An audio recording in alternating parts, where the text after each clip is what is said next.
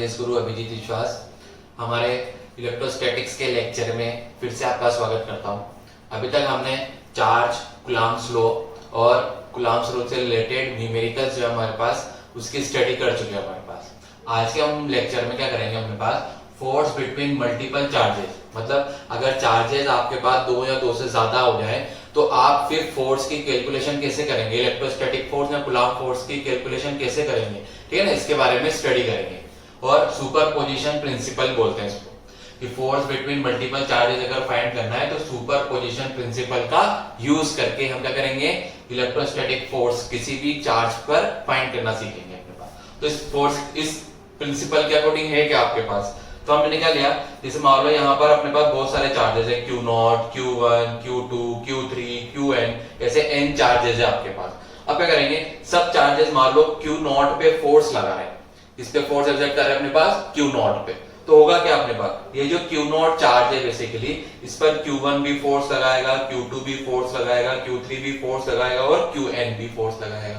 पर ध्यान वाली पहली बात इंपॉर्टेंट क्या है अपने पास, कि जब Q1 Q0 पे फोर्स लगाएगा तो इन दोनों के बीच में जो फोर्स लगेगा ये बाकी चार्जेस की वजह से कोई अफेक्टेड नहीं होंगे। इसका मतलब Q1 Q0 के बीच का फोर्स जो है हमारे पास वो Q2 Q3 Qn की वजह से कोई चेंज नहीं होगा, ठीक है ना। जैसे मैंने कहा Q1 Q0 पे 10 न्यूटन फोर्स लगाता है, ठीक है ना। अभी ये सारे चार्जेस यहाँ नहीं, मान लिया अपने पास यहाँ पे सिर्फ और सिर्फ Q1 और कौन है अपने पास Q0।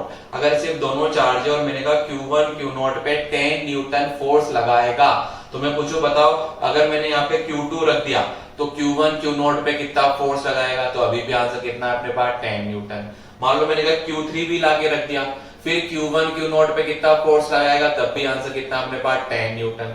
मैंने कहा ये nth चार्ज भी रख दिया आपने, फिर Q0 पे Q1 Q0 पे कितना फोर्स लगाएगा, तब भी आंसर कितना है आपके पास 10। इसका मतलब क्या हुआ हमारे पास, कि Q0 पे Q1 जो फोर्स लगा रहा है ये बाकी चार्ज की जो प्रेजेंस है इसकी वजह से चेंज नहीं होगा, ये पहली इंपॉर्टेंट बात है। फिर मैंने कहा Q2 Q0 पे 5 न्यूटन फोर्स लगाता है, कितना फोर्स लगा रहा है 5 न्यूटन। तो मैं पूछूंगा अगर मैंने Q3 लेके आया तो बताओ Q2 Q0 पे कितना फोर्स लगाएगा, तब भी इसका आंसर कितना है 5 न्यूटन। मैंने कहा Qn Q0 पे कितना, Qn की प्रेजेंस में Q2 Q0 पे कितना फोर्स लगाएगा, तब भी आंसर कितना है 5 न्यूटन। इसका मतलब सिंपल सी बात आपको क्या ध्यान रखनी है, कि अगर आपके पास मल्टीपल चार्जेस आपको गिवन है, बहुत सारे नंबर ऑफ चार्जेस आपको गिवन है, तो क्या है आपके पास, कि जब भी आपको दो चार्जेस के बीच में इंडिविजुअल फोर्स निकालेंगे तो वो बाकी चार्ज की प्रेजेंस पे डिपेंड नहीं करेंगे। इस बात का आपको स्पेशली क्या रखना है, ध्यान रखना है। फिर अगर आपको क्या करना है, Q0 पे फोर्स निकालना है, तो अपने चेक तो कर लिया कि Q1 Q0 पे क्या एक्सर्ट करेगा फोर्स, अगर ये इस पे फोर्स एक्सर्ट करेगा तो क्या कर दिया अपने, लाइन ज्वाइनिंग के अलोंग करेगा। अभी ये पॉजिटिव है तो पॉजिटिव पॉजिटिव क्या करेगा, रिपेल। मान लेते ये फोर्स किस पे लग रहा है, फोर्स किस पे लग रहा है अपने पास Q0 पे, कौन एक्सर्ट कर रहा है Q1, तो फोर्स ऑन 0 ड्यू टू 1, या डायरेक्ट इसको F1 भी बोल सकते हैं। फिर Q2 भी इस पर क्या एक्सर्ट करेगा फोर्स, इधर करेगा हमेशा वही लाइन ज्वाइनिंग, तो ये इसको रिपेल करेगा, तो डायरेक्शन आ गई इधर। इस फोर्स का नाम क्या दे देंगे हम, F। किस पे लग रहा है अपने पास वापस Q0 पे, कौन एक्सर्ट कर रहा है Q2, तो F02 बोल देंगे इसको। फिर Q3 भी क्या करेगा Q0 पे, तो ये भी इसको क्या करेगा, रिपेल, तो ये फोर्स की डायरेक्शन आ जाएगी कुछ इधर की तरफ। इस फोर्स का क्या आ जाएगा F03। फिर Qn भी क्या करेगा इस पे फोर्स एक्सर्ट, ये भी इसको रिपेल कर देगा, तो ये आ जाएगा F0n। तो क्या करा, Q1 ने Q0 पे फोर्स एक्सर्ट किया, Q2 ने भी Q0 पे, Q3 ने भी Q0 पे, Qn ने भी Q0 पे, इंडिविजुअल फोर्सेस की वैल्यू ये आई। तो सुपरपोजिशन प्रिंसिपल क्या कहता है अपने पास, पहली बात तो पता लगी सुपरपोजिशन प्रिंसिपल में ये क्या, कि दो चार्जेस के बीच का जो फोर्स है अपने पास इलेक्ट्रोस्टैटिक फोर्स, वो चार्ज जो हमने लिया है अभी अपने पास वो अदर चार्जेस की प्रेजेंस पे डिपेंड नहीं करता। इन दोनों के बीच का फोर्स इन पे डिपेंड नहीं करेगा, इन दोनों के बीच का फोर्स इन पे डिपेंड नहीं करेगा, इन दोनों के बीच का फोर्स इन दोनों पे डिपेंड नहीं करेगा। सिंपल मतलब क्या अपने पास, हर चार्ज जिस पर फोर्स पूछे उस पर इंडिविजुअली क्या लगाएंगे फोर्स, और जो भी इंडिविजुअल फोर्सेज आ रहे हैं अपने पास, तो मैं पूछूं इस Q0 पे नेट फोर्स कितना होगा, तो जितने भी इंडिविजुअल फोर्सेज आ रहे हैं उन सबका vector sum F01 vector plus F02 vector plus F03 vector ऐसे कैसे ही डेश F0n वेक्टर के सम के कैसा हो जाएगा इक्वल। ये क्या हो जाएगा अपने पास नेट फोर्स। ठीक है, तो किसी भी चार्ज पर जो नेट फोर्स आएगा हमारे पास, उस पे जितने भी इंडिविजुअल चार्जेस की वजह से फोर्सेस एक्सर्ट हो रहे हैं हमारे पास, उन सबके वेक्टर सम के कैसा होगा हमारे पास इक्वल होता है। यही बेसिकली क्या है हमारे पास सुपरपोजिशन प्रिंसिपल। तो सुपरपोजिशन प्रिंसिपल में क्या है, नंबर ऑफ चार्जेस की वजह से किसी भी पॉइंट चार्ज पर फोर्स कैसे निकाले इसको आइडेंटिफाई कर रहा है अपने पास। तो क्या बोला है अपने पास, when number of charges are interacting with total, जब बहुत सारे चार्जेस कर रहे हैं तो total force on a given charge, तो किसी भी चार्ज पर total force is the vector sum of vector sum of the forces exert on it due to individual charges। तो जितने भी इंडिविजुअल चार्जेस फोर्स एक्सर्ट कर रहे हैं उन सबके वेक्टर सम के कैसा हो जाएगा आपके पास इक्वल। और ये बात लिख रहा है कि the force between two charges is not affected by the presence of other charges. तो अदर चार्जेस के प्रेजेंस जो है अपने पास, वो दो चार्जेस के बीच के जो फोर्स है उसको कभी चेंज नहीं करेगी। यही क्या हमारे पास सुपरपोजिशन प्रिंसिपल। ठीक, अब ये जो सुपरपोजिशन प्रिंसिपल ही क्या बताएगा आपको कि अगर आपको ज्यादा फोर्स चार्जेस की वजह से फोर्स एक्सर्ट करना है किसी भी पॉइंट पर, तो आप उसको कैसे सोल्व करना सीखेंगे। अब हमने देख लिया कि उनका वेक्टर सम करना है, पर ये वेक्टर सम कैसे करते हैं, तो 11th क्लास में वेक्टर जो हमने उसमें पढ़ा हमारे पास कि अगर दो चार्जेस या दो फोर्सेज है अगर, या दो वेक्टर है अगर हमारे पास, उनके बीच का रिजल्टेंट कैसे निकालते हैं। तो मैंने यहाँ पे लिख रखा है हमारे पास, ये हम 11th क्लास में पहले पढ़ चुके हैं। तो एक बार यहाँ पे रिवाइज कर लेते हैं जल्दी से हमारे पास कि अगर टू वेक्टर्स का रिजल्टेंट फाइंड करना है तो हमने क्या लिया कि A vector and B vector, दो वेक्टर है हमारे पास, placed at angle theta, theta is the angle between A vector and B vector, and their resultant is passing through at angle alpha. ठीक, कितने एंगल पे पास हो रहा है अपने पास, अल्फा एंगल पे, और इसको किससे रिप्रेजेंट कर दिया हमने आर वेक्टर से। ठीक, ये वाला हो गया हमारे पास, ये एंगल अल्फा अगर हमारे पास ऐसा ले लेते हैं, इसको अल्फा जो है हमारे पास उसको यहां से मेजर कर लेते हैं। ये एंगल कितना ले लिया हमने, अल्फा। ठीक है, तो alpha is the angle from A vector, A vector से हमने क्या ले लिया इसको एंगल। तो अगर ए वेक्टर से बनने वाला एंगल अल्फा है किसका, आर वेक्टर का, तो ये जो रिजल्टेंट मिला हमें आर, इस आर वेक्टर का मैग्नीट्यूड वो तो कितना आएगा, root of a square plus b square plus 2ab cos theta, where theta is the angle between a and b, and the direction of resultant vector मतलब R vector कितने angle पर आ रहा है, अल्फा। किस एंगल से अपने को, किस पोजीशन से, ए से, तो कितना जाएगा tan अल्फा। इसका फॉर्मूला क्या होता था, b sin theta divide bye a plus b cos theta. ध्यान रखने वाली बात क्या है हमारे पास, जिससे एंगल मेजर करते हैं वो हमेशा यहाँ पर आता है। ठीक है ना, मान लो एंगल में b से मेजर करता है तो यहाँ तो a लिख देते हैं और यहाँ क्या लिख देते हैं अपन b, तो जहां से एंगल मेजर कर रखा है उसको हमेशा यहाँ लिखे। ठीक है ना, थोड़ा ध्यान रखने वाली बात है, नहीं तो ये फॉर्मूले लर्न कर लो दो। ठीक है ना, इनसे आपके पास क्या है, सारे वेक्टर्स जो है उनके एडिशन के क्वेश्चंस क्या हो जाएंगे, इजीली सॉल्व हो सकते हैं आपके पास। ठीक, फिर यहाँ पे एक इंपॉर्टेंट पॉइंट्स लिख रखे हैं मैंने इसी से related, if two vectors are in same direction, a vector and B vector are in same direction, then their angle between them कितना हो जाएगा आपके पास, थीटा इक्वल टू 0 डिग्री। अब थीटा 0 है तो यहाँ 0 पुट करके चेक कर लो, क्या अगर यहाँ 0 पुट कर देंगे तो cos 0 कितना होता है हमारे पास, cos 0 1, cos 0 1 है अगर हमारे पास, तो ये हो गया a square plus b square plus 2ab, और a square plus b square plus 2ab, a plus b का होल स्क्वायर से रूट क्या हो जाएगा कैंसिल, तो फार्मूला से कितना आ गया a प्लस b। आपको चेक कर सकते हैं थीटा की वैल्यू कितनी पुट कर दो, 0 डिग्री। ठीक, ऐसे ही अल्फा निकाले अगर यहाँ से, तो अल्फा की वैल्यू भी कितनी आ जाएगी, 0। तो ये क्या बात शो कर रहा है कि अगर दो वेक्टर सेम डायरेक्शन में होंगे तो उनका रिजल्टेंट का मैग्नीट्यूड उन दोनों के एडिशन के कैसा आएगा अपने पास, equal, and the direction of resultant is along A vector और बी वेक्टर। ठीक है ना, दोनों के अलोंग की क्या हो जाएगी, इसकी डायरेक्शन। अगर इसको समझे हमारे पास एग्जांपल भी देखते जाते हैं साथ साथ, कि मान लो ये बॉक्स है हमारे पास, इस पे दो फोर्स लगा दिया हमने, 10 न्यूटन का तो इधर लग रहा है, 5 न्यूटन का इधर लग रहा है। मैंने कहा रिजल्टेंट फोर्स बताओ बॉक्स पे, तो बिल्कुल इजी, इस पे रिजल्टेंट फोर्स F नेट कितना जाएगा, अभी क्या पड़ा, दोनों का सम कर दो, 10 प्लस 5 कितना आंसर आ गया 15 न्यूटन। और डायरेक्शन किधर आएगी, रिजल्टेंट फोर्स की इधर ही आ जाएगी, ये F नेट की डायरेक्शन आ गई हमारे पास। ठीक है, तो बिल्कुल इजी है, ऐसा कोई कुछ खास नहीं। फिर if A vector and B vector are opposite to each other, अब दोनों वेक्टर एक दूसरे के कैसे बना दिए हमने, अपोजिट। अगर दोनों वेक्टर एक दूसरे के अपोजिट हो गए हैं तो इस केस में क्या होगा, इनका जो रिजल्टेंट आएगा वहां पे सब्स्टिट्यूशन कर दो, थीटा की वैल्यू कितनी आ जाएगी 180, थीटा 180 पुट करेंगे तो आंसर आ रहा है A माइनस बी। ठीक है ना, अब A माइनस बी ध्यान रखने की जगह आप क्या ध्यान रखेंगे, if two vectors are opposite in direction तो उनके रिजल्टेंट का मैग्नीट्यूड किसके इक्वल आएगा हमारे पास, दोनों वेक्टर्स में से जो ग्रेटर मैग्नीट्यूड है इसमें से स्मॉलर वाले को क्या कर देंगे माइनस, तो लिख दिया मैंने शॉर्ट में, that is high magnitude minus low magnitude. And direction किसके अकॉर्डिंग होगी या किसके अलोंग होगी, हमेशा हाई मैग्नीट्यूड के अलोंग, जिधर बड़ा वाला मैग्नीट्यूड होगा उसी तरफ रिजल्टेंट की क्या होगी डायरेक्शन। इसको भी एग्जांपल से समझे, अगर हम इसको एग्जांपल से अगर चेक करें तो मान लेते हैं वही एक बॉक्स ले लिया हमने जिस पर इधर की तरफ तो लग रहा है 10 न्यूटन का और इस पे इधर की तरफ कितना लगा दिया हमने 5 न्यूटन का।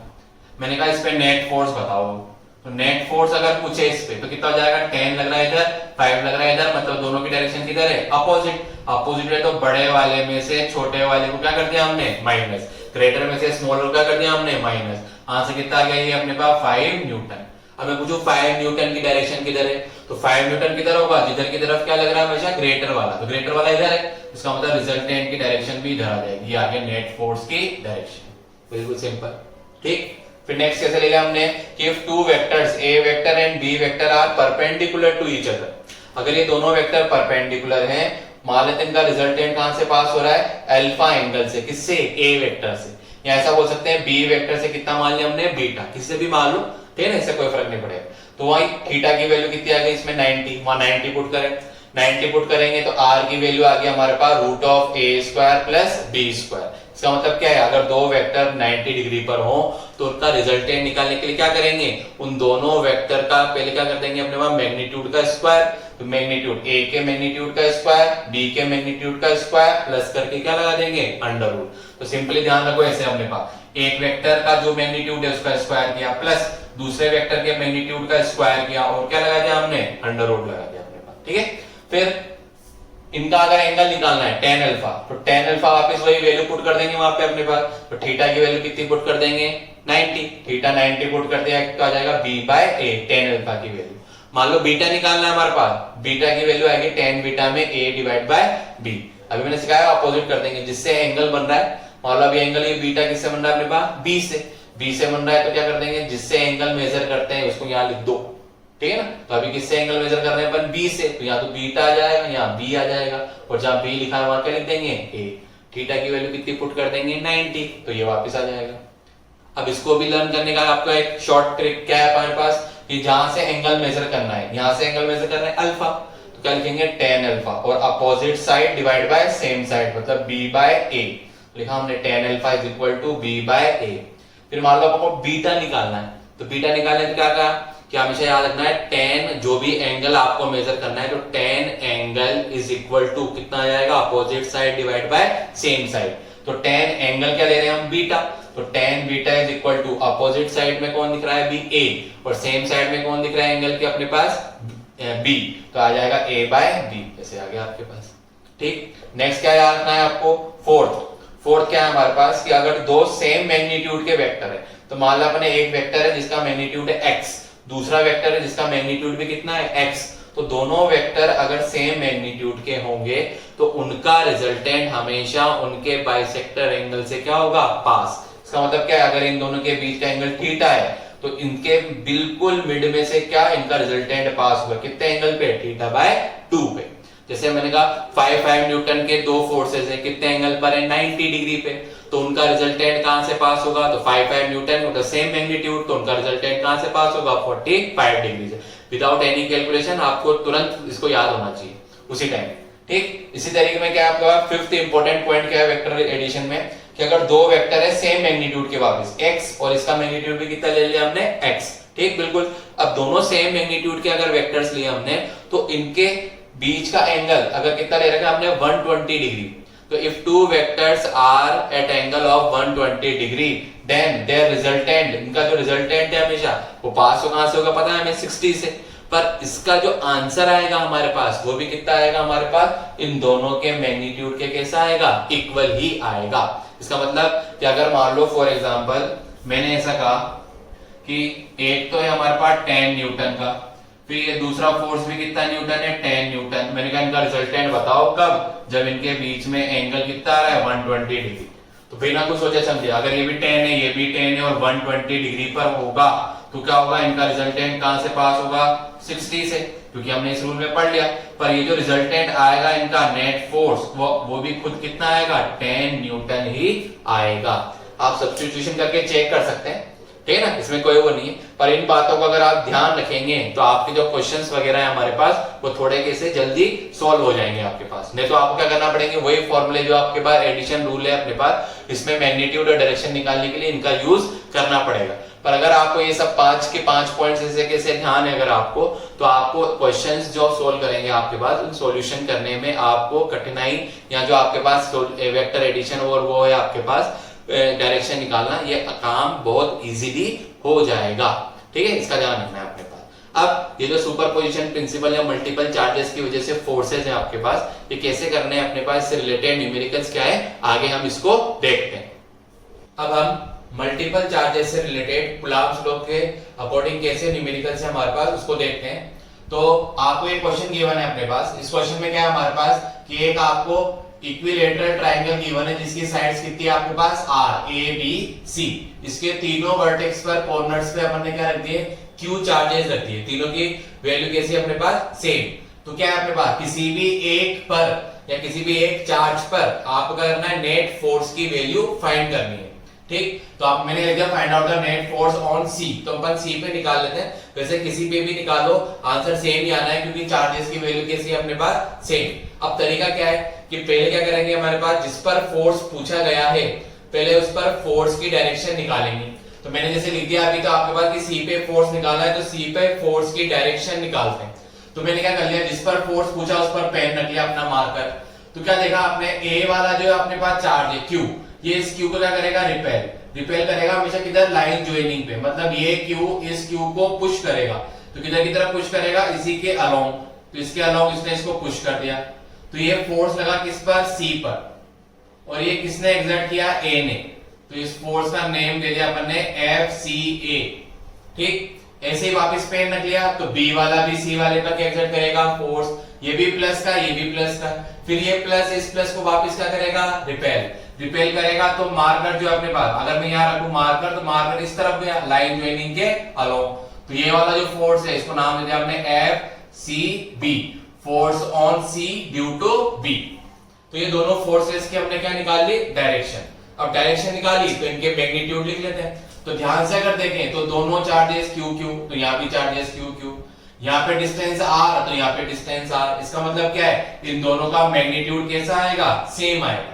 सेम आएगा तो हम क्या लिख सकते हैं एफ सी ए और एफ सी बी, इसकी वैल्यू सेम ही आएगी तो मान लेते कितनी आ रही है एफ, और आएगी क्या हमारे पास फॉर्मूला क्या है हमारे पास के Q1 Q2 divide by R square.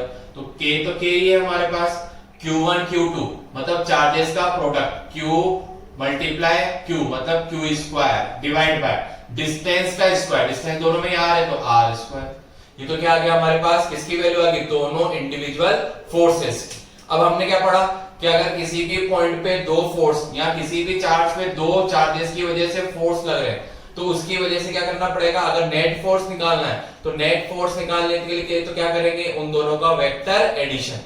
अब वेक्टर एडिशन कैसे करते हैं, तो दो वेक्टर्स को अगर ऐड करना है तो हमें उनके बीच का एंगल चाहिए, तो एंगल कैसे निकालेंगे, तो आपको पता है ये कौन सा ट्रायंगल दे रखा है इक्विलेटरल। अगर इक्विलेटरल ट्रायंगल है तो ये एंगल अगर 60 डिग्री है तो ये वाला एंगल भी कितना हो जाएगा 60 डिग्री, मतलब थीटा की वैल्यू कितनी आ गई हमारे पास 60 डिग्री आ गई। तो क्या करेंगे अपन कि जो फोर्स का है अपने पास ये तो निकाल दिया एफसीए और एफसीबी, पर नेट फोर्स अगर निकालना है नेट फोर्स ऑन किस पे निकाल रहे हैं हम सी पे, तो कितना जाएगा F is equal to root of under root, मतलब कितना जाएगा पहले F C A square F C B square two FCA FCB ये आ गया हमारे पास, और cos थीटा, थीटा की वैल्यू हमारे पास अभी कितनी है 60 डिग्री, तो थीटा की जगह क्या पुट कर देते हैं हम यहाँ पे 60 डिग्री।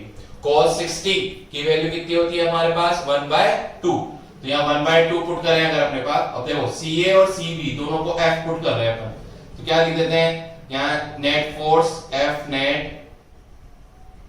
नेट की वैल्यू कितनी आ जाएगी, इसको FF मान लिया अगर हमने, तो ये आ जाएगा F स्क्वायर, ये भी आ जाएगा F स्क्वायर, ये कितना आ जाएगा 2F इंटू F मतलब F स्क्वायर, और cos 60 की वैल्यू कितनी है हमारे पास हाफ, फिर 1/2 और ये 2 कैंसिल हो गया, तो F स्क्वायर कितने F स्क्वायर हो गया हमारे पास 3F स्क्वायर, तो F स्क्वायर तो रूट से बाहर आके F बन जाएगा, तो हमारे पास बचा कितना √3F, और F की वैल्यू है हमारे पास KQ square by R square, तो √3 small KQ square divide by R square, तो ये रिजल्टेंट फोर्स का क्या आ गया हमारे पास मैग्नीट्यूड आ गया।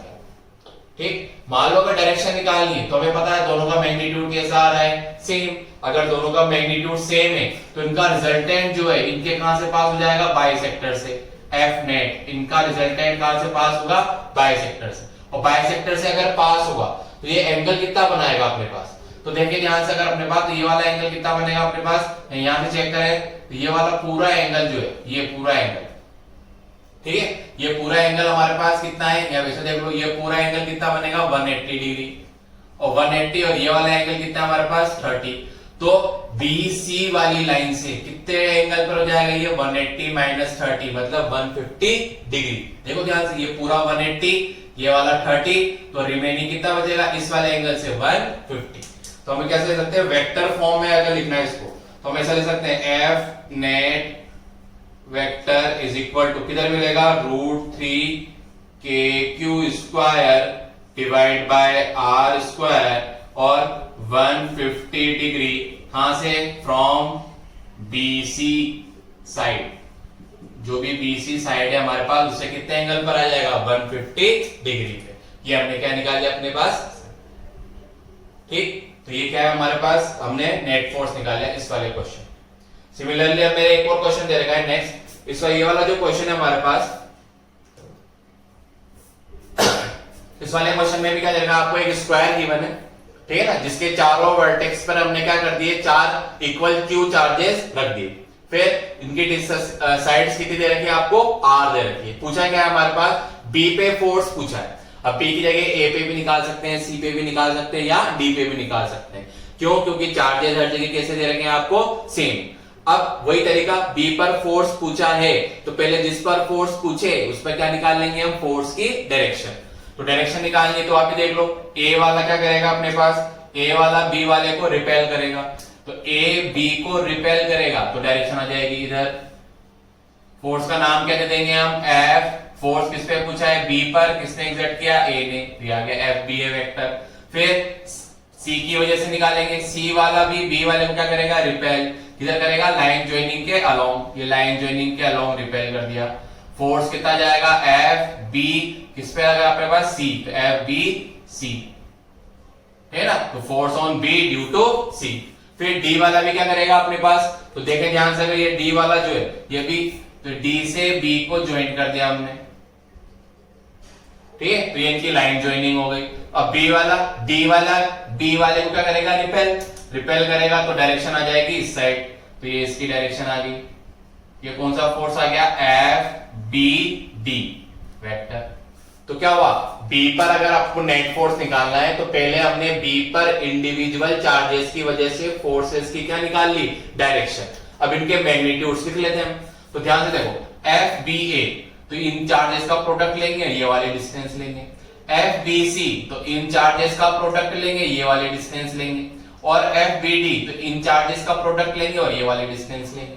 तो ध्यान से देखें तो ये R है और ये R है, तो इसका मतलब इन दोनों फोर्सेस की वैल्यू कैसी आएगी सेम आएगी, तो हम ऐसा लिख सकते हैं FBA और F कौन सा है BC, दोनों का मैग्नीट्यूड सेम आएगा, और सेम आएगा तो कितना आ जाएगा K चार्जेस का प्रोडक्ट मतलब Q square divide by distance का स्क्वायर मतलब R स्क्वायर, ठीक है। एंड BC क्या हो गया, इसका हो गया, तो BD निकाल लेते हैं। BD की वैल्यू कितनी आ जाएगी हमारे पास, FBD, इसका तो फॉर्मूले में देखेंगे तो डिस्टेंस निकालनी है आपको।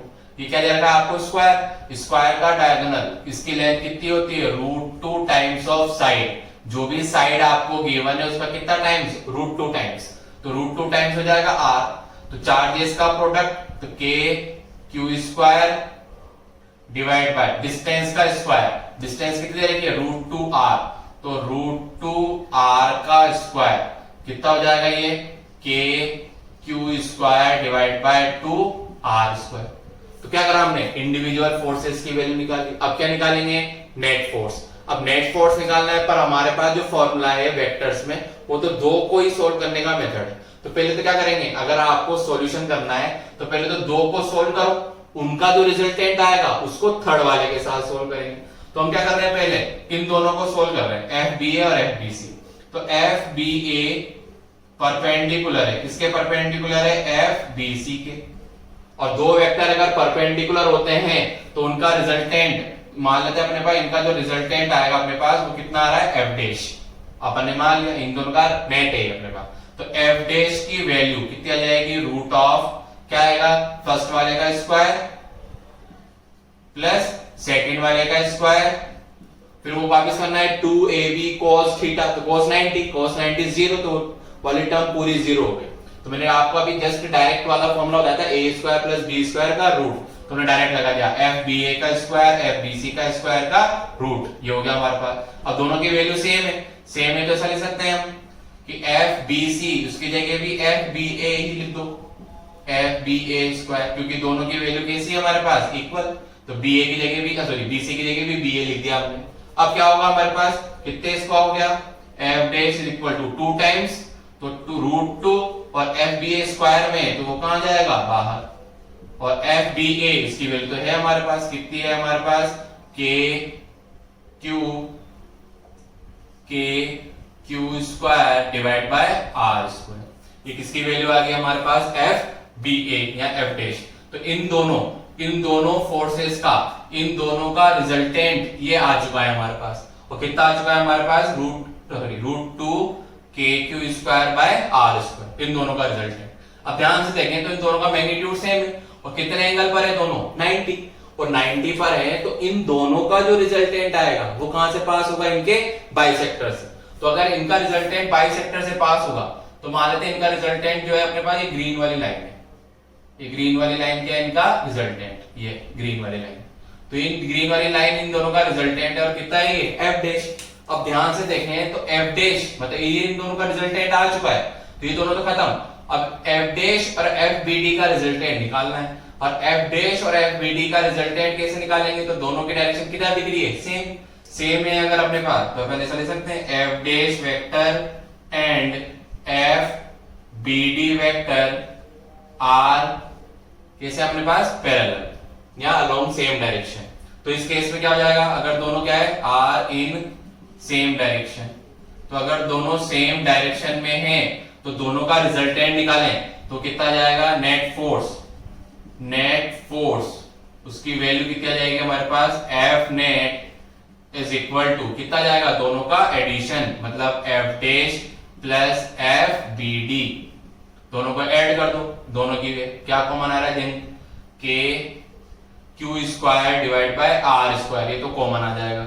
तो Fnet इज इक्वल टू क्या आ रहा है हमारे पास, KQ² डिवाइड बाय R², ये तो कॉमन आ गया हमारे पास, और बचेगा कितना हमारे पास, इसमें तो बच रहा है 1/2, ठीक है, और इसमें क्या बच रहा है, √2, तो कितना बच जाएगा हमारे पास, √2 प्लस 1/2, ये क्या आ गया हमारे पास, नेट फोर्स। ठीक है, तो बिल्कुल कैलकुलेशन से थोड़ी पर इजी है हमारे पास, आप बार बार प्रैक्टिस करोगे तो इजीली आपको आने लग जाएगा। ठीक है, तो ये हमारे पास क्या निकाल लिया हमने, नेट। डायरेक्शन निकालनी तो वापस निकाल सकते हैं डायरेक्शन, कुछ सिंपल ही वापस, मान लो ये वाला एंगल कितना है 45, ये कितना है 90, तो ए बी साइड से 90 प्लस 45 मतलब 135, तो ये जो रिजल्टेंट वेक्टर आएगा ये ए बी साइड से 135 डिग्री पे मिलेगा आपको। ठीक है ना, एंटी क्लॉकवाइज मेजर कर रहे हैं अपन एंगल, इसमें भी एंगल एंटी क्लॉकवाइज से मेजर किया है अपन ने। ठीक, इसका ध्यान रखना।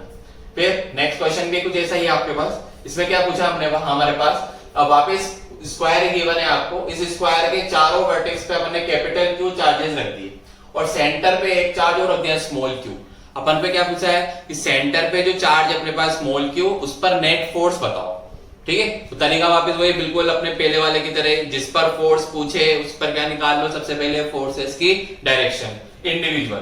तो इंडिविजुअल फोर्सेस की डायरेक्शन निकाले, तो देखो ध्यान से, ए वाला इस क्यू को क्या करेगा, रिपेल, रिपेल मतलब डायरेक्शन आ जाएगी इधर, बिल्कुल ठीक। इस फोर्स का नाम क्या दे देते हैं, ओ पे लग रहा है, किसकी वजह से, ए की वजह से, तो एफ ओ ए वेक्टर हो गया।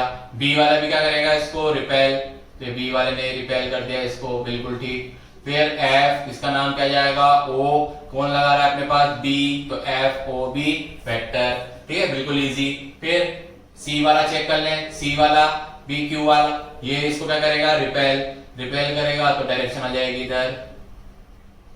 फिर इस फोर्स का नाम क्या हो जाएगा, एफ ओ, और किसकी वजह से लग रहा है, सी की वजह से। फिर वहां पे डी वाला भी क्या करेगा, इसको रिपेल, रिपेल करेगा तो फिर डायरेक्शन आ गई इधर। फिर कितना जाएगा, एफ ओ, और किसकी वजह से लग रहा है, डी, तो एफ ओ डी वेक्टर। ठीक, अब क्या करा हमने, चारों फोर्सेस जो है उसको ड्रॉ कर लिया हमने डायग्राम में। अब डायग्राम में ड्रॉ करा तो इनके मैग्नीट्यूड लिख लेते हैं। अब ध्यान से अगर देखें तो सारे जगह चार्जेस कैसे हैं, क्यू, और बीच वाला जो चार्ज है इसका प्रोडक्ट मतलब क्यू क्यू, इसमें भी क्यू क्यू, इसमें भी वही आएगा, इसमें भी वही आएगा। डिस्टेंसेस चेक करें तो ये स्क्वायर से क्या है, वर्टेक्स की सेंटर तक की डिस्टेंस सब जगह कैसी आएगी, सेम। अगर ये सारी डिस्टेंस सेम है हमारे पास, तो पहले इस डिस्टेंस को चेक करें कितनी आएगी ये डिस्टेंस। तो यहां से ओ ए, ओ बी, ओ सी और ओ डी, ये चारों डिस्टेंस कितनी होंगी, तो ये पूरी डायगोनल थी। डायगोनल की लेंथ कितनी होती है, √2 टाइम्स ऑफ साइड, तो ये डायगोनल का भी कितना रहा है, हाफ, जैसे लिख सकते हैं √2 times of side divide bye 2, तो कितना जाएगा ये r/2। तो सारी डिस्टेंस आई r/2, ये भी r/2 है, ये भी r/√2, सॉरी ये भी r/√2 मिलेगी, तो सारी डिस्टेंस ये भी r/√2 मिलेगी, और ये भी कितनी मिलेगी हमें, r/√2। तो ये सारी डिस्टेंस आ गई हमारे पास r/√2। अब आगे डिस्टेंस, तो फोर्स एफ ओ ए का मैं, F O B, F O C और एफ ओ डी, सबका मैग्नीट्यूड सेम ही आना है, और सेम आएगा तो कितना आएगा हमारे पास, के, चार्जेस का प्रोडक्ट, एक चार्ज तो है कैपिटल क्यू, दूसरा चार्ज है स्मॉल क्यू, और डिस्टेंस कितनी है हमारे पास, r/√2 का, r डिवाइड बाय √2 का होल स्क्वायर, कितना पहुंच जाएगा अपने पास, तो यह आ जाएगा 2kqq divide by r square. ये सारे फोर्सेस के क्या आ गया अपने पास, मैग्नीट्यूड। अब ध्यान से अगर देखें हम तो क्या होगा, FOC और FOA वेक्टर दोनों का मैग्नीट्यूड तो कैसा है, सेम, बट डायरेक्शन किधर है अपने पास, अपोजिट, तो ये दोनों एक दूसरे को क्या कर देंगे, कैंसिल।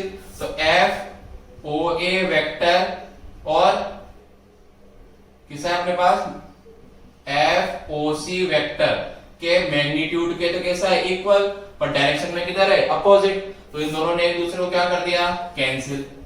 फिर FOB वेक्टर, ध्यान से देखो, OB मतलब ये रहा, FOD वेक्टर के कैसा है, मैग्नीट्यूड में तो सेम पर डायरेक्शन में अपोजिट, तो ये दोनों भी एक दूसरे को क्या कर देंगे, कैंसिल।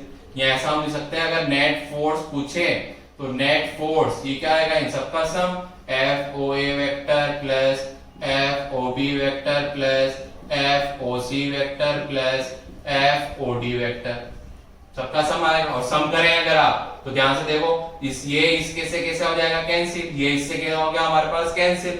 अगर ये एक दूसरे से कैंसिल हो गए तो नेट फोर्स कितना आ गया हमारे पास, 0। इसका मतलब अगर सेंटर पे चार्ज रखा है तो उस पर नेट फोर्स, उसकी वैल्यू क्या मिल गई हमें, 0 मिल गई। ऐसे कैसे अगर आप करोगे अपने पास कि अगर कोई ट्राइंगल दे रखा है, इसको तीनों वर्टेक्स पे अपन ने सेम अमाउंट में चार्ज रख दिया, अगर अपने पास क्यू क्यू क्यू, और सेंटर पे अगर कोई चार्ज रख दिया हमने दूसरा, तो क्या होगा अपने पास, उस सेंटर पे नेट फोर्स अगर पूछे तब भी उस पे किसका आएगा हमारे पास, 0 मिलेगा नेट फोर्स। ठीक है, तो ये जो हमारे पास है मल्टीपल चार्जेस के क्या हो गए क्वेश्चंस। ठीक, तो ये क्वेश्चन हो रहा, आगे देखते हैं कुछ। नेक्स्ट क्वेश्चन है हमारे पास, इसमें क्या गिवन है अपने पास, 5 चार्जेस गिवन है हमें, 5 charges each of values plus q are placed on 5 corners of regular hexagon. तो हमें एक रेगुलर हेक्सागन गिवन है जिसके 5 कॉर्नर्स पे हमने प्लस क्यू चार्ज रख दिए। ठीक, फिर क्या है हमारे पास कि find out the magnitude of force on a point charge minus Q placed at the centre. तो हमें क्या निकालना है, सेंटर पे एक और चार्ज है, कौन सा हमारे पास, माइनस का क्यू।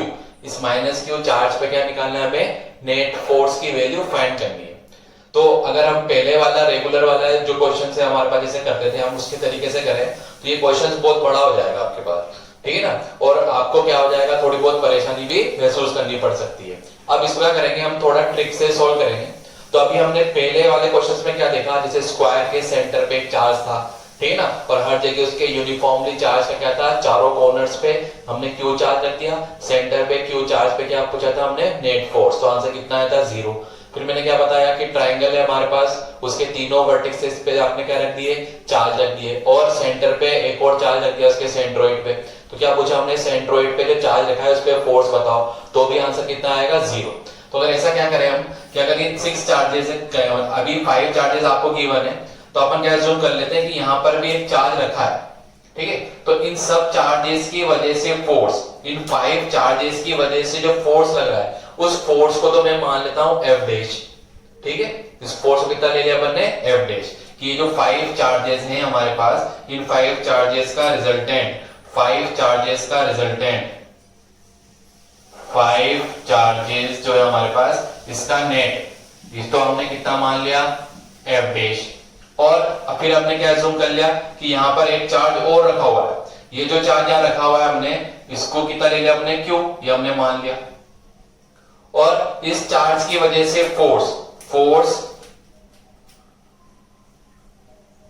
ड्यू टू ये 6th चार्ज कितना आएगा हमारे पास, ये जो 6th चार्ज है हमारे पास, इस 6th चार्ज की वजह से फोर्स जो है हमारे पास उसको कितना मान लेते हैं अपन, स्मॉल f, ठीक है। अब ध्यान से देखें, तो अगर इन तो 6 के 6 चार्ज जो हमारे पास रखे हुए हैं, टोटल 6 चार्जेस की वजह से सेंटर पे फोर्स निकाले, मतलब माइनस क्यू पे, तो माइनस क्यू पे नेट फोर्स कितना आना चाहिए, तो force due to all 6 charges at centre charge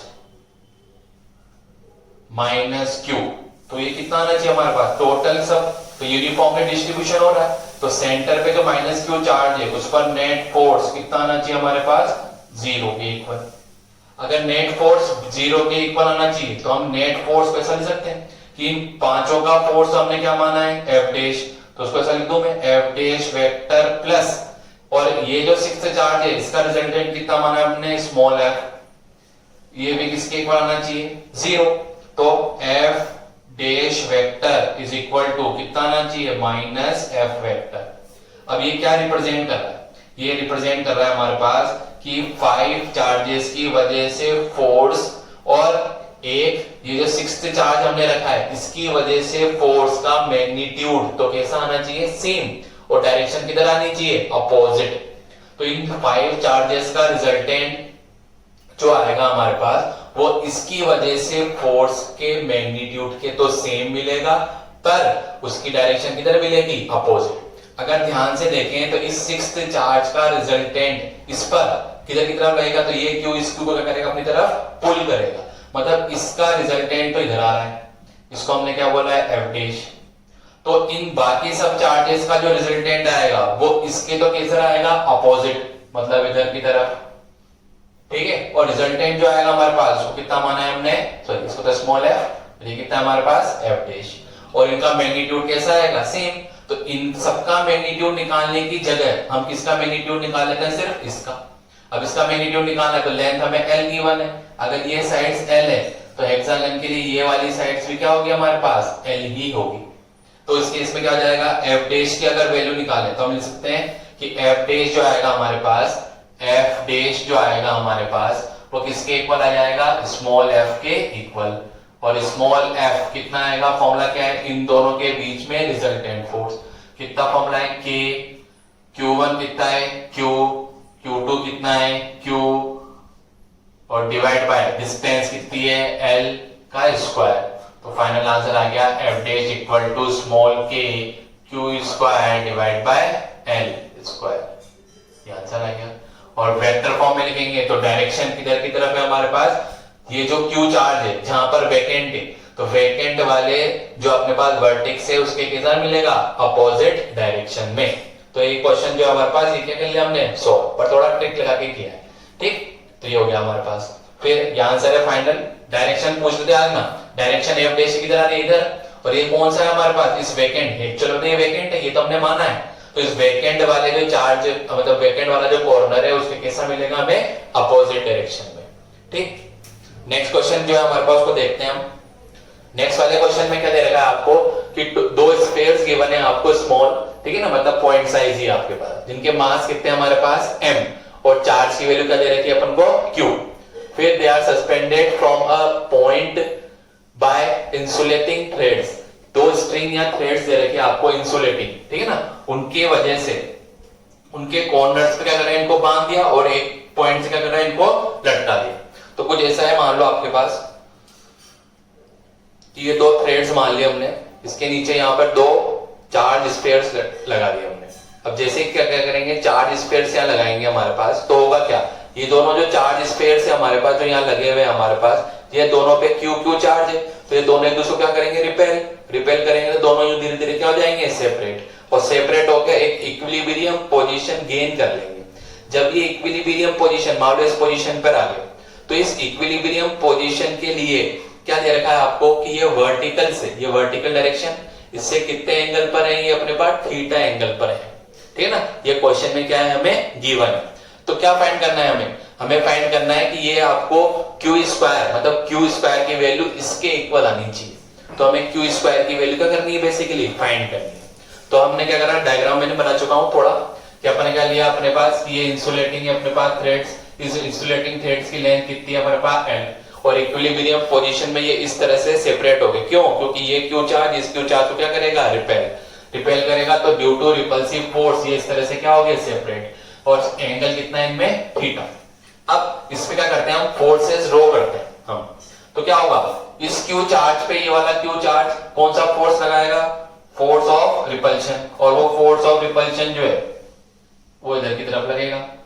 इस फोर्स को मैं बोलता हूं F E। ऐसे उस पे भी लगा सकते हैं, इस पे भी इधर की तरफ क्या लग जाएगा हमारे पास, F E। पर एक पे ही ड्रॉ कर लेते हैं, ज्यादा नहीं। फिर इसका कुछ ना कुछ मास भी है। अब मास है तो मास की वजह से भी फोर्स लगेगा, और ग्रेविटी, तो मास की वजह से जो ग्रेविटी लगती है हमेशा वो कहां लगती है, वर्टिकली डाउनवर्ड। तो इस पे इधर की तरफ क्या लग जाएगा हमारे पास, m इंटू जी। ऐसे इस पे भी बना सकते हैं हम, इस पे भी डाउनवर्ड डायरेक्शन में कितना लग जाएगा, m इंटू जी, ठीक है। फिर